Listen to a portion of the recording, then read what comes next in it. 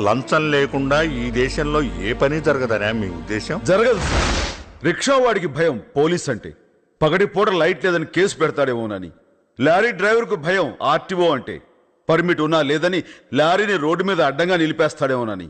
Retire అయిన వాడికి భయం పెన్షన్ తీసుకోవాలంటే నువ్వు బతికే ఉన్నావన్న సర్టిఫికేట్ అడుగుతాడేమోనని. పిల్లల కన్నా తల్లిదండ్రులకు భయం కాన్వెంట్ చదువులంటే ఎల్కేజీ సీటుకి ఎంత డబ్బు గుంజుతారోనని. ఓ ఆటో డ్రైవర్, రిక్షావాడు, కూలి రోజంతా కష్టపడి సంపాదించిన దాంట్లో ఈ లంచగొండ్లే సగం తినేస్తుంటే మిగతా డబ్బులతో పెళ్ళం బిడ్డలు ఏమని పోషిస్తాడు సార్? వీళ్ళంతా లంచాలు ఇవ్వగలరా? ఇవ్వలేరు. ఒక్కసారి విశ్వకవి రవీంద్రనాథ్ ఠాగూర్ మాటలు గుర్తు చేసుకోండి.